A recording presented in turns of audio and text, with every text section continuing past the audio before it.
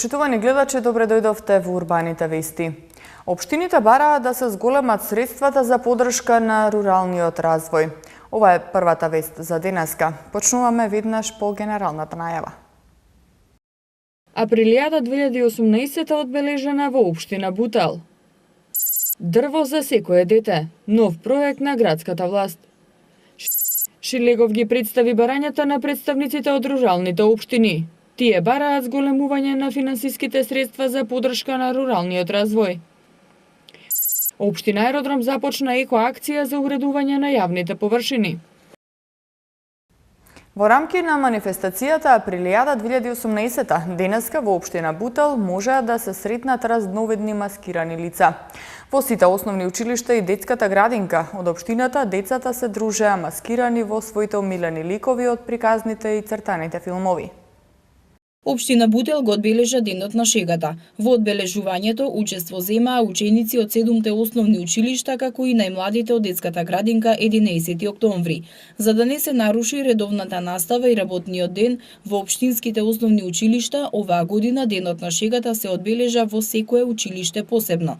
Градоначалникот Велимир Смилевски, како и представници од општината, ги посетија сите училишта и посветија внимание на секоја првоаприлска парада.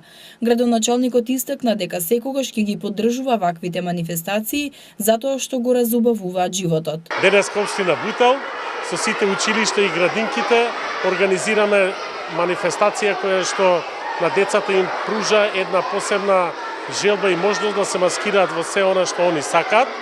Така да во наредните неколку часа во сите училишта имаме вакви манифестации под организација на општината. Општината ги поддржува сите вакви збиднувања и во наредниот период ќе продолжува со ваквите активности.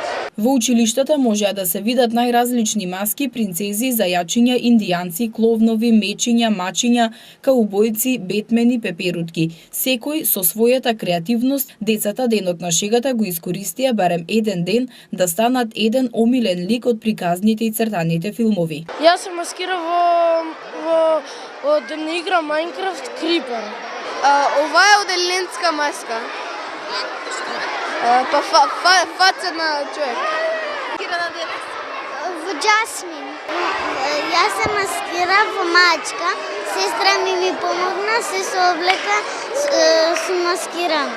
Јас се маскирав во волшебничка. Јас се маскирав во вештарка. Јас сум во Дијанка. Мајка ми.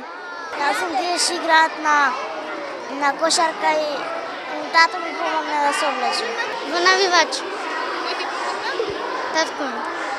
Што се маскирана? Принцеза. Во гусар. Во Зоро. Во Спајдермен. Во вештарка. Јас сум маскирана во принцеза. Јас сум маскирана во Минионс. Сите маскирани ученици оваа година беа наградени со пригодни подароци од општината, а им беа доделени благодарници за учеството во најомилената манифестација кај децата Априлијада 2018. Општина Карпош во соработка со колективниот постапувач за собирање електронски отпад Нула отпад денеска организираше несекојдневен еко-маскенбал, чија тема беа маски изработени од електронски отпад. За најдобрите маски беа обезбедени и награди. Учениците од основните училишта од Карпош денеска во основното училиште Јан Амос Коменски ги покажаа маските изработени од електронски отпад, така наречен е-отпад. Како што појаснуваат од општина Карпош, целта на овој несекојдневен маскенбал е да се подигне јавната свест за заштита на природата. На маскенбалот, кој беше организиран во соработка со Нула отпад, учениците покажаа голема креативност. Преку овие настани, учениците всушност учат повеќе начини за алтернативно користење на отпадот, неговата селекција и евентуална повторна обработка, велат организаторите, со цел да се обезбеди непристрасност и еднакво вреднување на трудот на учениците.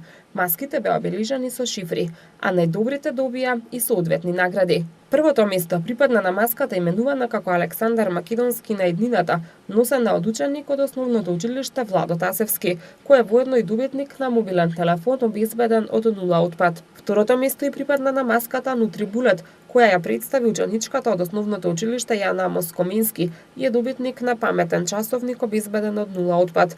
И третото место го доби маската Еко цвет на ученичката од основното училиште Вера Циривири Трена, која воедно е и добитничка на слушалки. Град Скопје заедно со гинеколошките клиники го започнува новиот проект Дрво за секое дете, кој ќе им овозможи на родителите да засадат дрво во чест на раѓањето на нивното бебе, на кое ќе има плочка со испишено име на бебето и датум на неговото раѓање. Дрво за секое дете е насловен новиот проект кој ќе го реализира град Скопје заедно со гинеколошко-акушерските клиники и јавното предпријатие Паркови и зеленило. Станува збор за проект преку кој ќе им се овозможи на граѓаните кои ќе добијат новороденче да засадат дрво во чест на раѓањето на нивното бебе. Дрвјата на новороденчињата ќе се засадуваат во сезонски акции и на расположлива локација по избор на родителите на некој од градските дрвореди, паркови или скверови. Градоначалникот на град Скопје, Петре Шилегов, истакна дека на дрвото кое ќе биде посадено од страна на родителите, ќе има плочка на која ќе го пишува името на детето и датумот на раѓање. И нагласи дека секој граѓанин на Скопје има право на сопствено дрво на иднина. А влогот во здрава животна средина е трајна придобивка која непосредно влијае врз здравјето на сегашните и идни генерации. Низ годините, секој кој што засадил дрво ќе може да го следи растот заедно со растот на неговото дете, така и ќе изградиме поврзаност со целото зеленило и со градот помеѓу граѓаните. Должни сме да го надоместиме изгубеното зеленило и дополнително да ги зголемиме парковите и дрворедите во сите општини во градот. Нашите сограѓани заслужуваат подобрување на услови за живот. Промената започнува од секој од нас. Ние сме пример на нашите деца, внуци, на најмладите.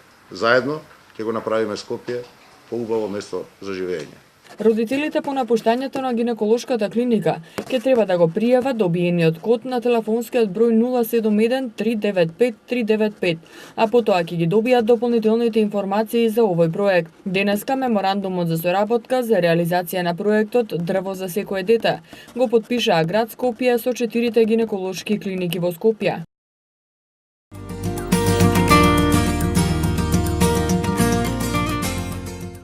Учениците од основните училишта во општина Ѓорче Петров ја покажаа хуманоста на дело. Потикнати од благородната идеја да помогнат на својата соученичка да замине на лекување во Вашингтон, организираа хуманитарна забава под маски. Во хуманитарната забава се вклучи и општината, со што е собрана значителна сума пари. Сепак недостасуваат уште 100.000 денари за лекување на Христина. Црвениот крст заедно со основното училиште Мирче Ацев од Ѓорче Петров, поддржани од општина Ѓорче Петров, вчера во Домот на културата организираа хуманитарна забава за помош на Христина Митревска од основното училиште Ѓорче Петров, која боледува од редок и тежок облик на заболување. Лекувањето на Христина се уште е неизвестно, иако таа е поканата во Вашингтон на бесплатна експериментална дијагностика со цел конечна дијагноза на незината состојба. За превозот и престојот во Америка потребни се 500.000 денари, а досега се собрани 400.000 денари. Во собирањето на паричните средства помогна општина Ѓорче Петров, градинките и училиштата.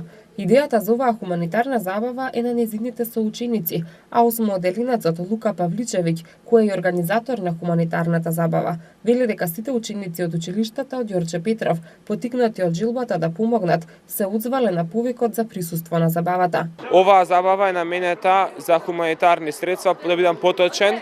Средствата ќе бидат наменети за Христина Митревска, единственото девојче во Македонија боледува од ретка болест, која нема дијагноза, и сега Унијата на американски доктори иди покрива болничките трошоци, додека се собираат средства за патувачките трошоци. Најпрвен ги поканивме учениците од локалните училишта во Ѓорче Петров. Очекуваме посетеност од прилика 150 до 200 ученика, но исто така поканете се директорите на сите училишта, општинската администрација и самиот градоначалник. На Христина е се потребни уште 100.000 денари за да отпатува на лекување во Вашингтон. Телефоните за донација се 143502 за корисниците на VIP и One и 143112 за корисниците на T-Mobile. Средствата за поддршка за руралниот развој да се зголемат повеќекратно, да се укине плаќањето ДДВ од страна на општините за проекти од програмата за рурален развој и поедноставување на процедурата за донесување планови за планирање на просторот, се дел од барањата на представниците од руралните општини, кои ги презентираше председателот на ЗЕЛС Петре Шилегов пред Агенцијата за финансиска поддршка во руралниот развој и министерот за земјоделие. Денеска пред македонските градоначалници беше презентирана програмата за рурален развој за 2018 година, намената за општините. Оваа програма, која е намената за општините, вклучува капитални инвестиции, проекти и мерки кои се дел од исклучително значење за подобрување на условите за живот на граѓаните во руралните средини во Македонија. Председателот на ЗЕЛС Петре Шилегов денеска предност им даде на барањата на представниците од руралните општини, кои организираа состанок со ЗЕЛС, од кој произлегле бројни заклучоци. Мислам дека оваа практика која што ја воспоставивме на организирање на тематски средби со представници на владата на Република Македонија и адекватните агенции од централно ниво во изминативе неколку месеци представува најдобра можност за нас како градоначалници да ги изнесеме нашите предизвици со кои што се соочуваме при извршувањето на префрлените надлежности, да ги објасниме нашите барања и да ги истакнеме нашите предлози со цел да можеме да ги изнајдеме најдобрите заеднички решенија. На денешната средба ЗЕЛС дава предност на барањата на представниците на руралните општини, кои што минатиот месец организиравме состаноци во рамките на ЗЕЛС, од кои што состаноци и средби произлегува бројни заклучоци. Истите тие заклучоци беа предмет на разгледување од страна на управниот одбор на ЗЕЛС и сите тие добија поддршка. Шилегов како барање од особена важност го посочи барањето за средства од програмата за финансиска поддршка на руралниот развој да се зголемат повеќекратно. Потоа да се укине учеството од општините во плаќање на ДДВ за проектите, да се поедностави процедурата за донесување на планови за планирање на просторот и изготвувањето на урбанистички планови од програмата за рурален развој по која општините ќе може да аплицираат за повеќе проекти. Шилегов рече дека треба да се забрза и постапката за пренамена на земјоделското земјиште во градежно пред државните институции. Ова се само дел од барањата, а останатите ќе бидат презентирани на посебна средба со министерот за земјоделство, шумарство и водостопанство.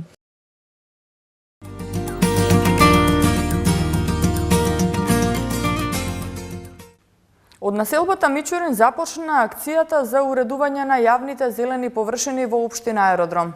Во наредните денови акцијата ќе ги опфати сите реони, а инспекцијските служби на општина Аеродром почнуваат едукативна кампања преку која ќе ги информираат граѓаните за законот за јавна чистота и казните за негово непочитување.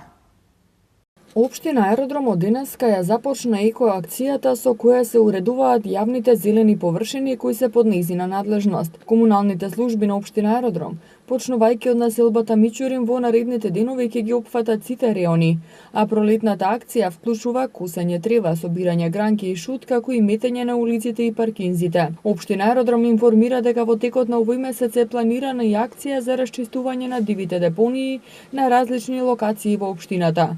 Со цел подигнување на екосвеста кај населението, инспекцијските служби на општина Аеродром почнуваат едукативна кампања преку која на терен ќе ги информираат граѓаните за законот за јавна чистота и казните кои следуваат од неговото непочитување. Компанијата Прима Инкасо како дилер на Толту Моторс во Штип го отвори новиот продажен салон за програмата на кинескиот бренд возила Great Wall Motor. Новите 3 изданија, пикап и кросовери, веќе им се достапни на клиентите, а останатите модели ќе пристигнат во текот на оваа година. Нов изложбен салон на компанијата Прима Инкасо, дилер на Толту Моторс, кој импортер за програмата на кинескиот Great Wall Motor, се отвори во Штип. Овој нов салон ќе представува регионален центар за пласма на возилата на Great Wall во Источна Македонија. Great Wall Motor е најголем приватен производител на автомобили во Кина, а своите модели ги пласира во повеќе од 120 земји од светот. Толту Моторс, кои 2 декади успешно посредуваат и во пласман на нови автомобили на неколку реномирани светски производители, 7 години веќе соработуваат со Litex Motors од Бугарија, кој неодамна започна со нови погони за производство на дел од моделите на Great Wall. Тие во својата производствена програма имаат 6 модели кои преку Толто Моторс ќе им бидат на располагање на македонските купувачи. Сашо Трпковски, генералниот менаџер на Толто Моторс, истакна дека Great Wall мотор е единственото кинеско возило кое се пробило на европскиот пазар и ги следи светските трендови. Пикапот Steed 5 и кросоверите Hover H5 и Hover H6 веќе им се познати на клиентите, а другите ќе пристигнат во текот на оваа година. На светски рамки бележи големи успеси и со одредени модели е и најпродаван модел на светски рамки. Во моментот во салонот има 3 модели, ќе има достапни. Haval Hover H6, Hover H5 и Steed H5. Од наредниот месец се очекува и нови 2 модели да настапат, Steed 6 и Haval H2. Во Македонија имаме 2 продажни салони, во Скопје и сега во Штип. Со тоа што во Штип ќе биде регионален центар за Источна Македонија и ќе ги обслужи сите градови во околината. Па веќе ги задоволи европските стандарди со тоа што ги има сите европски хомологации направени во Лондон. Со самото тоа го овозможи и влезот на европскиот пазар. Високите европски стандарди ги задоволи во целост. Киро Монев, директор на Прима Инкасо, ја истакна благодарноста што токму на оваа компанија е дадена довербата да стане дел од големото семејство на кинескиот производител и да се обиде да го приближи брендот кон клиентите на овие простори, за кои според истражувањата има голема заинтересираност. Се заблагодарам на довербата на Great Wall и на фирмата Толто, посебно на Саше, менаџер и газда, подадената, да кажеме, доверба да во Источна Македонија презентираме оваа фирма, која што јас не е баш нов, пошто ја тоа некогаш на времето сум го работил, ама сега па се враќаме во водите на автомобилизма и мислам дека ќе одговориме достојно со даденото право за Источна Македонија. Новиот продажен салон отворен во Штип, кој ќе биде новиот центар за кинескиот гигант, располага со изложбен дел на површина од околу 400 метри квадратни.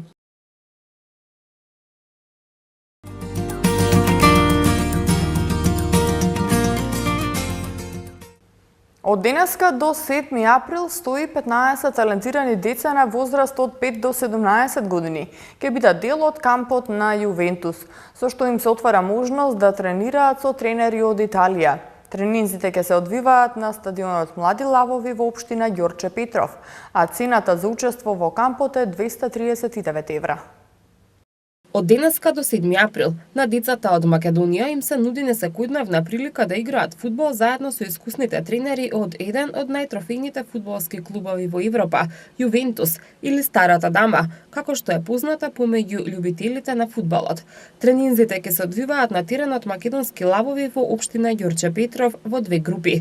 Ваков камп во кој на талентираните деца им се нуди можност да го покажат својот талент и да бидат соодветно наградени за него, првпат се случува во Македонија. 150 талентирани деца поделени во 2 групи ќе бидат во тренинг програмата, а за очекувањата и предизвиците ни зборува главниот тренер Рафаело Армароли. Ова е истото прво прашање што на секаде во светот ни го поставуваат, меѓутоа нашата цел пред се е да им пружиме на децата забава, да го искусат да искусат методологијата на Јувентус, а на крај секако и да научат нешто ново. Рафаело го прашавме и какви му се првите впечатоци од Македонија и дали знае колку спортски таленти потекнуваат токму од тука. Сите првпат доаѓаме во Македонија, Јувентус ни соопшти, односно не праша дали сакаме да дојдеме во Македонија и се разбира дека прифативме.